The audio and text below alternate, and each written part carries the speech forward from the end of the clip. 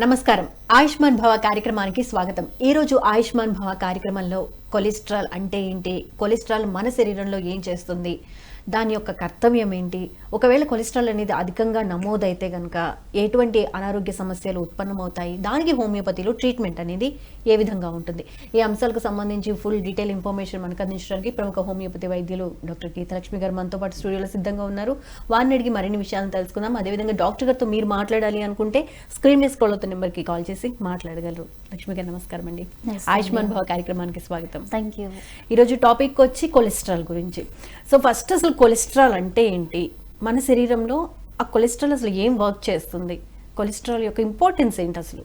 Okay, cholesterol అనే మాట వినగానే చాలా మందికి భయం వేస్తుంది. గుండెపోటు వస్తుందేమో, స్ట్రోక్ వస్తుందేమో, బ్లాక్లు వస్తాయేమో అని అనిపిస్తుంది అనమాట.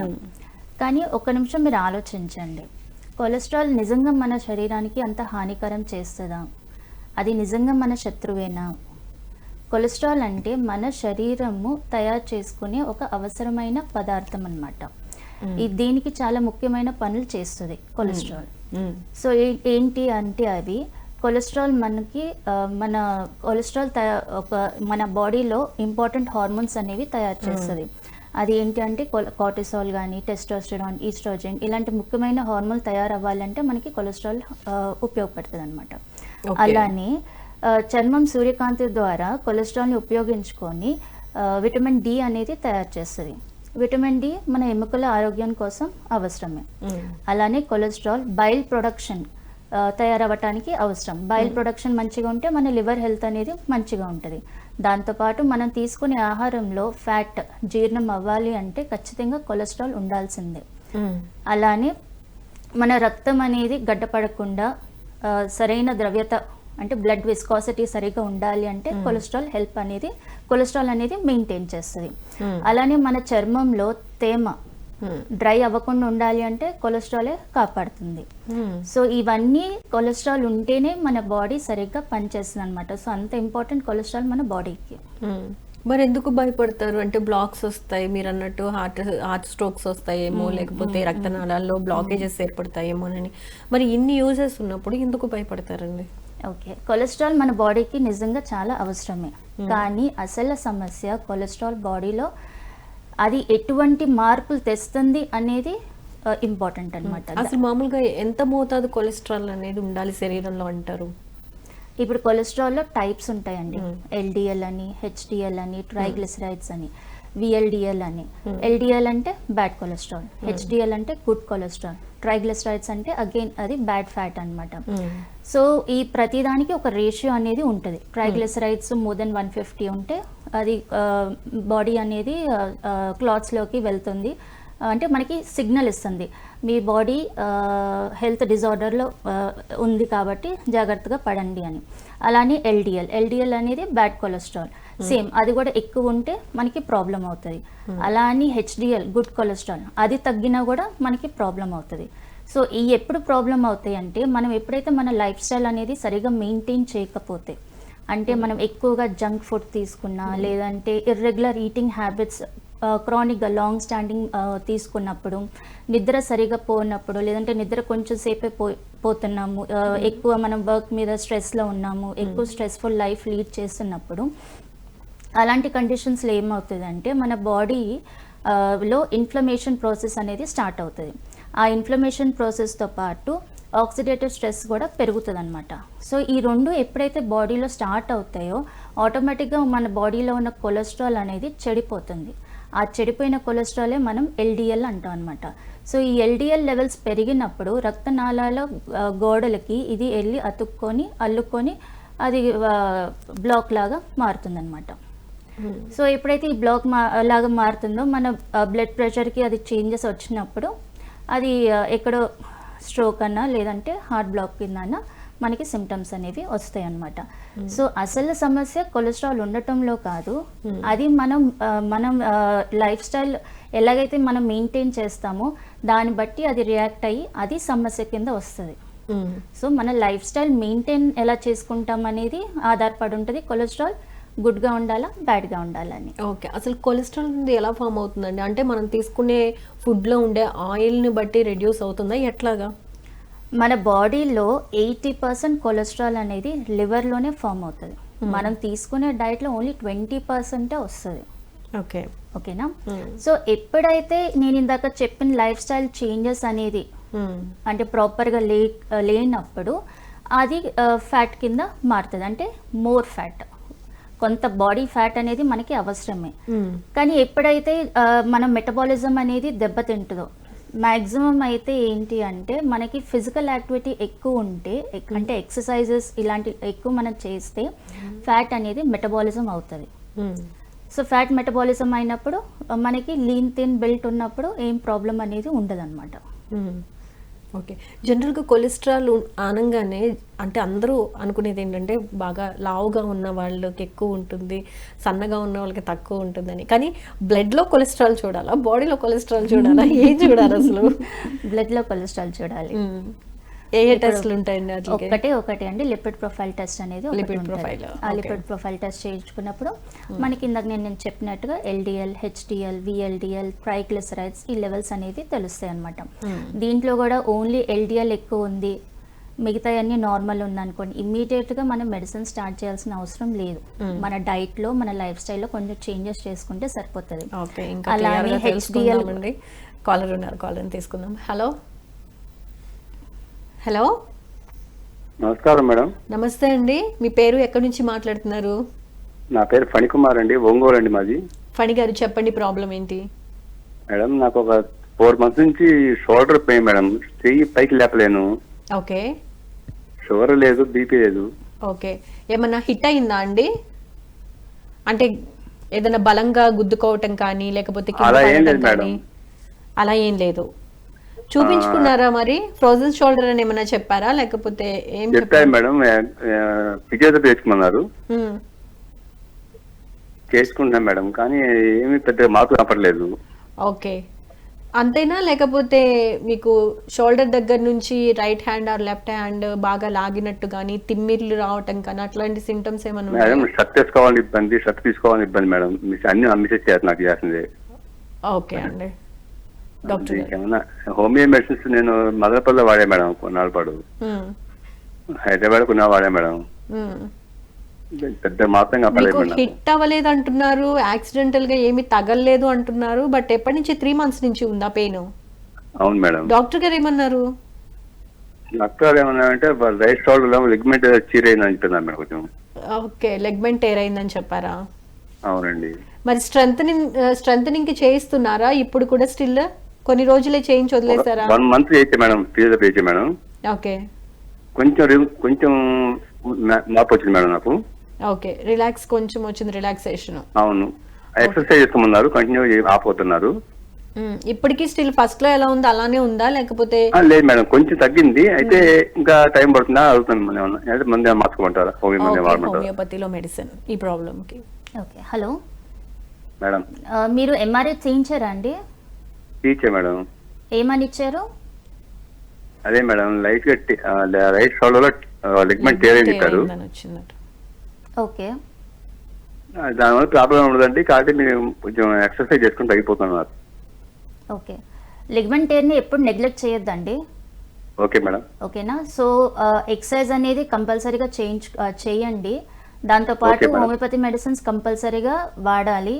మీకు లిగమెంట్ టేర్ అంత ఫాస్ట్గా 1-2 months వాడితే ఇంప్రూవ్మెంట్ అంటే రికవరీ అవుతారు అని అయితే ఉండదు. కంటిన్యూస్గా కొన్ని నెలలు వాడితే మంచి ఇంప్రూవ్మెంట్ అనేది వస్తుంది. అలానే నెగ్లెక్ట్ చేస్తే మీకు చాలా ఇబ్బంది అనేది ఫేస్ అవుతారు మీరు. అలాగే మేడం, హోమియో ఏమన్నా మంచి మెడిసిన్స్ అంటారా? ఏమన్నా హోమియోపతిలో మంచి మెడిసిన్స్ లిగమెంట్ టేర్ కి ఉన్నాయండి. అది మీరు పర్సనల్ గా కన్సల్ట్ అయితే మీ కండిషన్స్ చూసి మీ సిమ్టమ్స్ ఫణి గారు, డాక్టర్ గారి నెంబరు గ్రీన్ కలర్ స్ట్రిప్ మీద వేస్తున్నాము, ఒకసారి చూడండి. మీరు ఆ నెంబర్కి కాల్ చేస్తే కనుక డాక్టర్ గారు మీకు డీటెయిల్ ఇన్ఫర్మేషన్ ఇస్తారు. ఓకేనా? Right, thank you so much అండి. లిపిడ్ ప్రొఫైల్ టెస్ట్ గురించి చెప్తున్నారు కదా మేడం, దాని గురించి. ఓకే, లిపిడ్ ప్రొఫైల్ టెస్ట్ ఇప్పుడు హెచ్డిఎల్ అంటే గుడ్ కొలెస్ట్రాల్, గుడ్ ఫ్యాట్ అన్నమాట. సో హెచ్డిఎల్ లెవెల్స్ తక్కువ ఉన్నాయి అన్నప్పుడు కూడా అది మంచిది కాదు. అది అంటే అసలు జనరల్ గా ఎందుకు తీయించాల్సిన పరిస్థితి వస్తుంది? అంటే బాడీలో ఏ మార్పులు రావడం వల్ల మనం అసలు బ్లడ్ కండిషన్ ఎలా ఉంది, లేకపోతే కొలెస్ట్రాల్ కండిషన్ ఎలా ఉంది అనేది మనం టెస్ట్లకు వెళ్తామంటారు, ఎస్పెషల్లీ కొలెస్ట్రాల్ విషయంలో. ఇప్పుడు ఏమి పని చేయకుండా అలసిపోయినట్టుగా అనిపిస్తుంది. రోజంతా ఏం పని చేయరు, కానీ ఎందుకో అలసటగా, ఓపిక లేదు అన్నట్టుగా ఉంటారనమాట. అలాంటి లక్షణాలు ఉన్నప్పుడు అది ఎందుకు ఉంటుంది అంటే, ఇప్పుడు ఎల్డిఎల్ అనేది బ్యాడ్ ఫ్యాట్ కదా, బ్యాడ్ కొలెస్ట్రాల్. సో అది మన రక్తనాళాల్లో ఉంటుంది. సో అది ఉన్నప్పుడు ఆక్సిజన్ సప్లై అనేది తగ్గిపోతుంది. ఆక్సిజన్ బాడీకి మంచిగా అందుతూనే మనం యాక్టివ్గా ఉంటాం. సో అలాంటి వాళ్ళకి త్వరగా అలసిపోయినట్టు ఫీలింగ్ అనేది ఉంటుంది, ఏం పని చేయకపోయినా అలసిపోయినట్టుగా ఉంటుంది. అలానే రక్తనాళాలు బిగిచిపోయినట్టుగా ఉండటం వల్ల కాలు చేతులు తిమ్మిరిగా ఉంటాయి అన్నమాట. త్వరగా తిమ్మిరి పట్టిపోవటం, ఎప్పుడు తిమ్మిరిగా ఉంటూ ఏదో గుచ్చుకున్నట్టుగా అనిపిస్తుంది, ఇలాంటి నమ్నెస్ ఎక్కువ ఉంటుంది, టింగ్లింగ్ సెన్సేషన్ ఎక్కువ ఉంటుంది అనమాట. ఇలాంటి లక్షణాలు ఉంటాయి. దాంతోపాటు కొన్నిసార్లు ఏంటంటే ఇప్పుడు ఏం పని చేసినా మర్చిపోవటం, కన్ఫ్యూజన్గా ఉండటం, ఫోకస్ లెవెల్స్ ఉండవు అనమాట. సో ట్రైగ్లిసరైడ్స్ పెరిగినప్పుడు మన మెదడుకి వెళ్ళాల్సిన బ్లడ్ సర్క్యులేషన్ అనేది తగ్గిపోతూ ఉంటుంది, ప్రెషర్ వల్ల తగ్గుతుంది అనమాట. సో అలాంటి కండిషన్స్లో ఏంటంటే ఫోకస్ లెవెల్, కాన్సన్ట్రేషన్ లెవెల్స్ ఇవన్నీ డిస్టర్బ్ అవుతాయి. హెచ్డిఎల్ ఎల్డిఎల్ రేషియో ఉంటుంది, good fat bad fat ratio. ఇది ఎప్పుడైతే డిస్టర్బ్ అవుతుందో సెరోటోనిన్ అనే హార్మోన్ అనేది రిలీజ్ అవ్వటం తగ్గుతుంది. సెరోటోనిన్ అనే హార్మోన్ ఏం చేస్తుంది, మన బాడీని మన మూడ్ని ఇన్ఫ్లుయెన్స్ చేస్తుంది. అంటే మన మూడ్ మంచిగా, హ్యాపీగా, సంతోషంగా ఉంచుతుంది అనమాట. సో ఎప్పుడైతే దాని ప్రొడక్షన్ తగ్గిపోతుందో ఆటోమేటిక్గా మూడ్ స్వింగ్స్, డిప్రెషన్ ఇలాంటి సిమ్టమ్స్ ఉంటాయి అనమాట. అలానే ఇప్పుడు మేల్స్లో వస్తే సెక్షువల్ వీక్నెస్ అనేది ఉంటుంది due to poor blood circulation. అలానే కంటి కింద మనకి ఎల్లోయిష్ మచ్చల్లాగా ఉంటుంది. ఓకే, తర్వాత బ్లర్ విజన్ అనేది ఉంటుంది. ఓకే, సో కొన్నిసార్లు ఏంటంటే జా లైన్ లెఫ్ట్ సైడ్ పర్టికులర్గా జా లైన్, చెవు వెనకాల నొప్పి వచ్చినప్పుడు ఇది హార్ట్లో బ్లాక్ అవుతుంది అనేది ఇండికేషన్ లాగా కూడా మనం తీసుకోవచ్చు. కంపల్సరీగా చెవు వెనకాల నొప్పి వస్తే అది ఖచ్చితంగా అది అని కాదు, వన్ ఆఫ్ ద సిమ్టమ్ అన్నమాట. ఏజ్ని బట్టి కొలెస్ట్రాల్ ఈ మధ్య అందరికీ బాగానే వస్తుంది, చిన్నపిల్లలకైనా మిడిల్ ఏజ్ అయినా అబ్బాయి. సో సిమ్టమ్స్ బట్టి మనం గమనించుకోవాలి.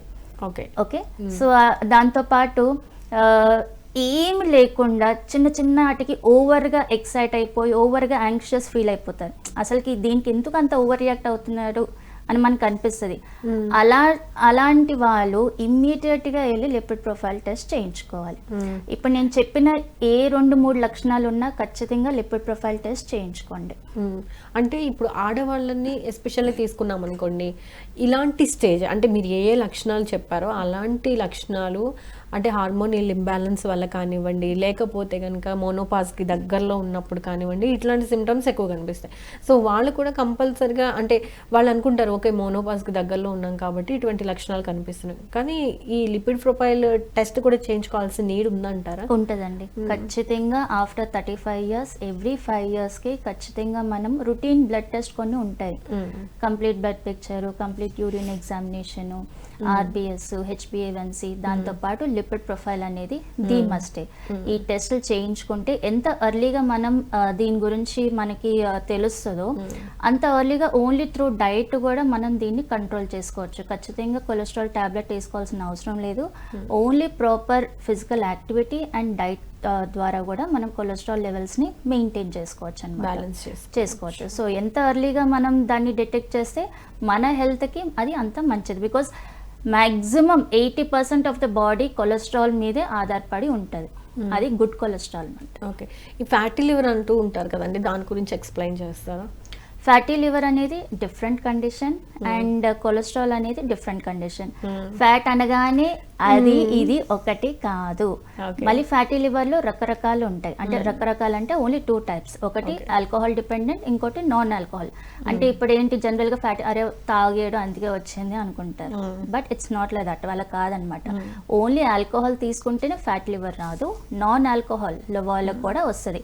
ఈ మధ్య ఇది చాలా కామన్ అయిపోయింది. ఎందుకంటే అగైన్ మనం తీసుకునే జంక్ ఫుడ్, మన లైఫ్ స్టైల్, ఈ ఫిజికల్ యాక్టివిటీ లేకపోవటం వల్ల కూడా లివర్ అనేది సరిగ్గా మెటబాలిజం చేసుకోలేక ఫ్యాట్ని అనేది అది క్లియర్ చేసుకోలేకపోతుంది. సో అది ఫ్యాట్ అక్యుములేట్ అయ్యి ఫ్యాటీ లివర్ కండిషన్లో వస్తుంది అనమాట. ఇప్పుడు పెద్దవాళ్ళకంటే యాక్టివిటీస్ తక్కువగా ఉంటాయి అంటే ఇప్పుడు కొలెస్ట్రాల్ అయినా సరే అంటే ఫ్యాట్ అయినా కన్జ్యూమ్ చేసుకునే విధంగా వాళ్ళు ఎక్స్ట్రా యాక్టివిటీస్ పెద్దగా ఇంట్రెస్ట్ చూపించరు. బట్ పిల్లల విషయంలో వాళ్ళు యాక్టివిటీస్ చేస్తారు, హెల్తీగా ఉంటారు. బట్ వాళ్ళకు కూడా కొలెస్ట్రాల్ విషయంలో ఇబ్బందులు ఎదుర్కొనే పరిస్థితి ఉంది. ఎందుకు అలా అంటారు?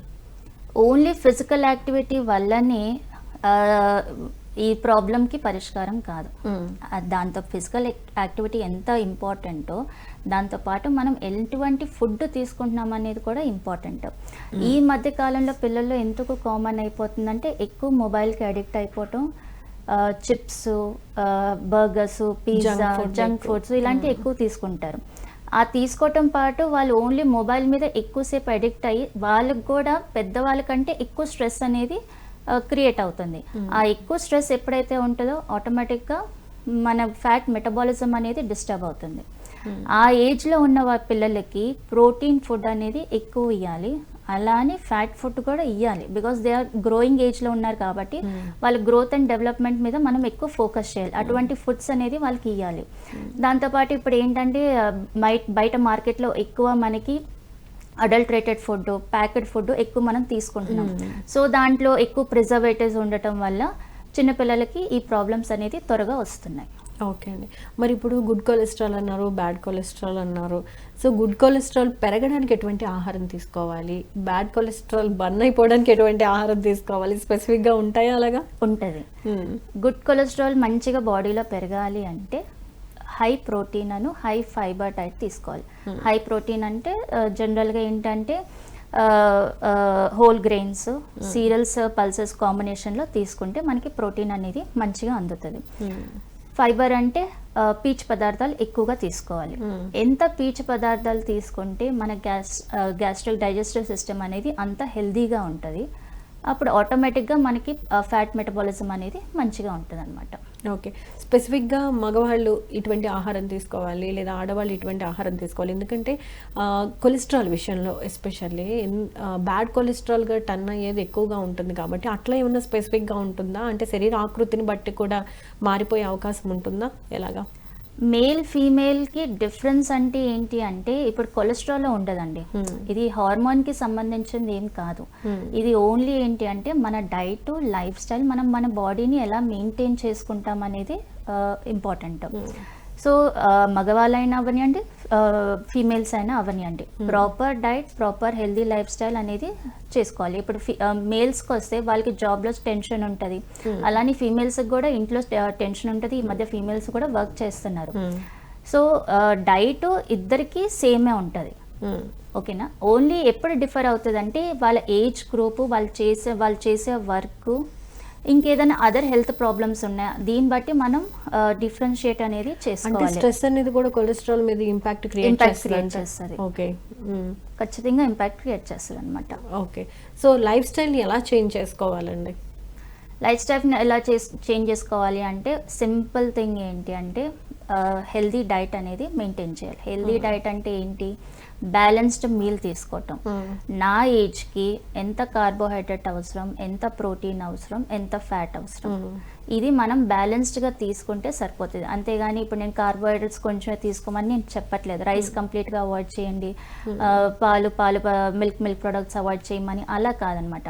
మన బాడీకి ఎవ్రీథింగ్ అంటే విటమిన్స్, మినరల్స్, ఈ 3 కార్బోహైడ్రేట్స్, ప్రోటీన్స్, ఫ్యాట్స్ అన్ని కరెక్ట్గా ఉంటేనే మన బాడీ మెటబాలిజం అనేది మంచిగా జరుగుతుంది.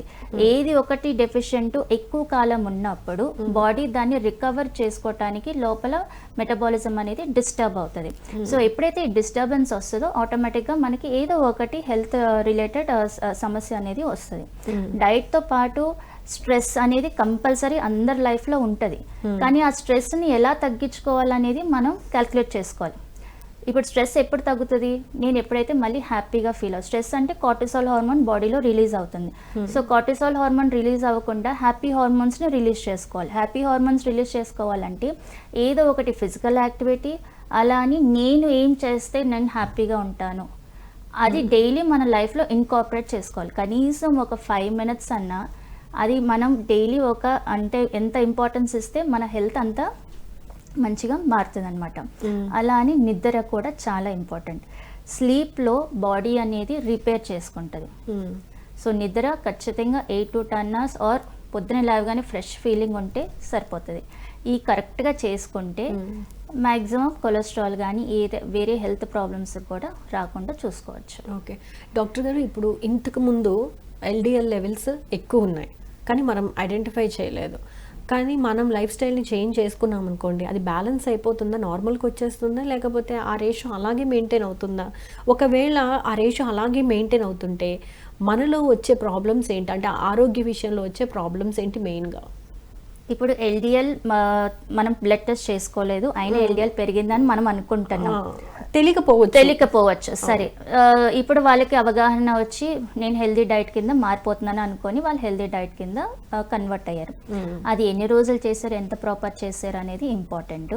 దాంతోపాటు గుడ్ హెచ్డిఎల్, ఎల్డిఎల్ ఇవి రేషియో ఒకటి ఉంటుంది. ఓన్లీ ఎల్డిఎల్ పెరిగిపోతే ఇట్స్ నాట్ అ కన్సర్న్.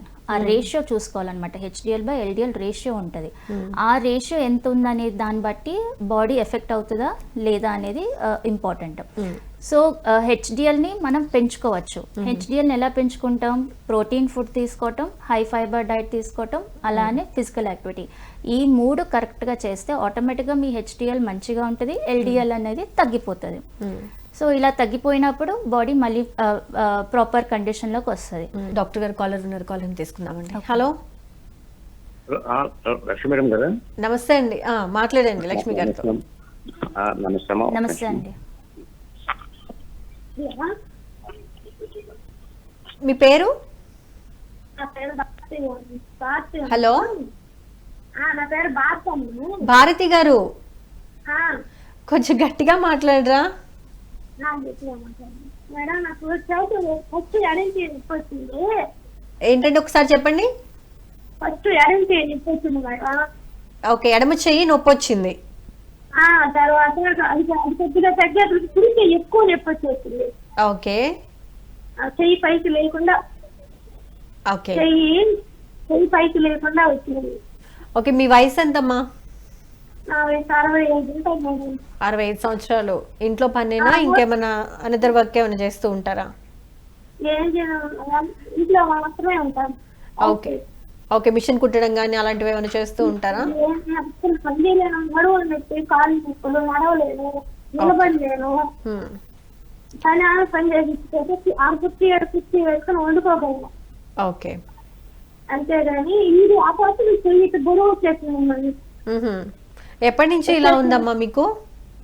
నాకు వారం రోజుల నుంచి. 1 week నుంచే స్టార్ట్ అయిందా? మరి చూపించుకున్నారా ఏమన్నా బయట డాక్టర్స్? ఏమన్నారు? మసాజ్ చేశారు. తర్వాత ఏం కాదు అన్నాను, మందులు పెట్టారు. మళ్ళీ తగ్గకుండా మళ్ళీ ఓకే, తగ్గకుండా చెప్పండి. తగ్గలేదని 3 రోజుల తర్వాత మళ్ళీ పోయా. ఏంటంటే కాలు కూడా నొప్పి వచ్చేసింది, అప్పుడు కాలు కూడా నొప్పి వచ్చేసింది, షుగర్ వచ్చేసింది, బరువు షుగర్. సరే, మీకు షుగర్ కానీ బీపీ కానీ థైరాయిడ్ ప్రాబ్లమ్స్ కానీ ఉన్నాయా? బీపీ ఉంది, థైరాయిడ్ ఉందన్నారు. వాటి టాబ్లెట్ వాడుతున్నాను. ఈ మధ్య కాలంలో టెస్ట్ ఏమైనా చేయించుకున్నారా? వాళ్ళ దగ్గర మందులు ఆడుతున్నాను. సరే అమ్మా, ఈ మధ్య కాలంలో ఏమైనా టెస్టులు చేయించుకున్నారా? బీపీకి, షుగర్కి, థైరాయిడ్కి? షుగర్ బాబులో ఉన్నారు, చూపించుకోలేదా? సరే అమ్మా, అయితే ఇంకేమన్నా సమస్యలు ఉంటే డాక్టర్ గారికి చెప్పమ్మా. డాక్టర్ గారు వెయిట్ ఎంత ఉన్నారు? బరువు ఎంత ఉన్నారమ్మా మీరు? 108 ఉన్నారు. సరిపోయా. హైట్ ఎంత ఉన్నారు? హైట్ తెలీదు, బరువు మాత్రం 108 kgs ఉన్నారు. 5 ఉన్నాను. ఆపరేషన్ చేసుకుని 4 రోజులు రెస్ట్ లో ఉంది. ఇది 3 kg పెరుగుతుంది. ఓకే, ఫస్ట్ ఎవరు చెప్పినా కూడా బరువు తగ్గు అని చెప్తారమ్మా. సరే, డాక్టర్ గారితో మాట్లాడండి. డాక్టర్ గారు. హలో, కట్ అయిపోయిందేమో, మీరు చెప్పండి మేడం. ఈ కండిషన్కి హోమియోపతిలో ట్రీట్మెంట్ కానీ అసలు ఈ కండిషన్ ఏమంటారు క్లియర్గా? ఓకే, తను 65 ఇయర్స్ అన్నారు, చేయి లాగుతుంది, బాడీ పెయిన్స్ ఉన్నాయి అన్నారు. పర్టికులర్గా ఇప్పుడు మనం రూల్ అవుట్ చేసుకోవాలి అది జాయింట్ పెయినా మజిల్ పెయినా అనేది. ఓవరాల్గా అయితే బాడీ పెయిన్స్ ఉన్నాయి కాబట్టి 105 kgs, హైట్ ఎంత ఉన్నారో తెలియదు, బట్ ఓవర్ వెయిట్ అయితే ఉన్నారు. సో తప్పనిసరిగా ఏంటి అంటే ఓవర్ వెయిట్ వల్ల కూడా మనకి బాడీ పెయిన్స్ అనేది కామన్. ఒకసారి రూల్ అవుట్ చేసుకోవాలి, వెయిట్ అనేది తగ్గాలి. అలానే బ్లడ్లో కాల్షియం లెవెల్స్ ఇవి ఎలా ఉన్నాయి, బికాస్ 65 ఇయర్స్ కాబట్టి ఒకసారి అన్ని టెస్ట్లు అనేది రూల్ అవుట్ చేసుకొని దాని ప్రకారం ట్రీట్మెంట్ అనేది ఉంటుంది అనమాట. ఓకే, సో వీళ్ళకి హోమియోపతిలో మెడిసిన్ అనేది ఉంటుందా? అంటే ఒక చెయ్యి నొప్పి రావడం, తర్వాత మళ్ళీ వేరే చేతికి కన్వర్ట్ అవ్వడం, ఆ తర్వాత కాళ్ళ నొప్పులు, మడాల నొప్పులు అని కూడా చెప్పారు కదా. సో షిఫ్టింగ్ పెయిన్స్ అంటే అదే పెద్ద ప్రాబ్లం ఏం కాదు. లెఫ్ట్ సైడ్ నుంచి రైట్కి వెళ్ళటం, రైట్ నుంచి లెఫ్ట్కి వెళ్ళటం, ఇలాంటి షిఫ్టింగ్ పెయిన్స్ అయితే ఉంటాయి. సో ఇది ఓవరాల్గా ఏంటంటే మజిల్ వీక్నెస్ అవ్వచ్చు, లేదంటే ఏంటి అంటే కొంచెం బాడీ వీక్గా ఉన్నప్పుడు కూడా మనకి పెయిన్స్ అనేది ఒక లొకేషన్ నుంచి ఇంకో లొకేషన్కి వెళ్తుంది. సో ఇలాంటి కండిషన్స్లో హోమియోపతిలో మంచి ట్రీట్మెంటే ఉంటుంది. అసలు ఫస్ట్ మనం కాజ్ని ఐడెంటిఫై చేయాలి, అది దేని వల్ల వచ్చింది. కాజ్ని ఐడెంటిఫై చేస్తే ట్రీట్మెంట్ అనేది కరెక్ట్గా వస్తుంది, అప్పుడు వాళ్ళకి కంప్లీట్ క్యూర్ అనేది ఉంటుంది అనమాట. అది కాక వెయిట్ కూడా చాలా ఎక్కువ, వెయిట్ కూడా ఎక్కువ ఉన్నారు. సో ఇట్లాంటి కండిషన్ ఉన్న వాళ్ళకి ఇప్పుడు కొలెస్ట్రాల్ కూడా యాడ్ అయింది అనుకోండి, ఎలా ఉంటుంది పరిస్థితి, సిచ్యువేషన్? ఆఫ్ కోర్స్ వాళ్ళు ఓవర్ వెయిట్ ఉన్నారు కాబట్టి కొలెస్ట్రాల్ ఖచ్చితంగా వాళ్ళకి లిపిడ్ ప్రొఫైల్లో ఈదర్ LDL అన్నా ట్రైగ్లిసరైడ్స్ అన్నా ఎక్కువగానే ఉంటాయి. సో అలాంటి వాళ్ళకి అది ఒక రెడ్ సిగ్నల్ లాంటిది. ఇప్పటికైనా మీరు కేర్ఫుల్గా ఉండకపోతే ఇక్కడ ఒక చోట బ్లాక్ అనేది ఖచ్చితంగా వస్తుంది అనమాట. జనరల్గా అసలు అంటే ఏ ఏజ్ వరకు పర్లేదులే టెస్టులు చేయించుకోకపోయినా పర్లేదు అనుకోవడానికి అసలు ఇప్పుడున్న పొజిషన్ కానే కాదు. జనరల్గా ఎన్ని మంత్స్కి ఒకసారి ఇలా టెస్టులు చేయించుకోవాలంటారు? కొలెస్ట్రాల్కి సంబంధించిందా లేదంటే నార్మల్ అయినా లేకపోతే కొలెస్ట్రాల్ ఎస్పెషల్లీ? జనరల్గా ఏంటంటే నేను ఫిజికల్గా యాక్టివ్గా ఉన్నాను, ఏం పని చేసినా నేను యాక్టివ్గానే ఉన్నాను, నాకు నిద్ర మంచిగా పడుతుంది, నా మైండ్ ఫ్రెష్గా ఉంది అన్నప్పుడు మనకి ఎటువంటి టెస్ట్లు అవసరం లేదు. But after 35 once in 6 months అన్నా లేదంటే ఇయర్లీ వన్స్ అన్నా ఖచ్చితంగా ఓవరాల్ జనరల్ మనకి ఇప్పుడు ప్యాకేజెస్ దొరుకుతాయి, జనరల్ హెల్త్ చెకప్ అని. ఇవి వన్స్ ఇన్ ఇయర్ అన్నా లేదంటే 6 monthsకి ఒకసారి అన్నా ఖచ్చితంగా చేయించుకోవాలి.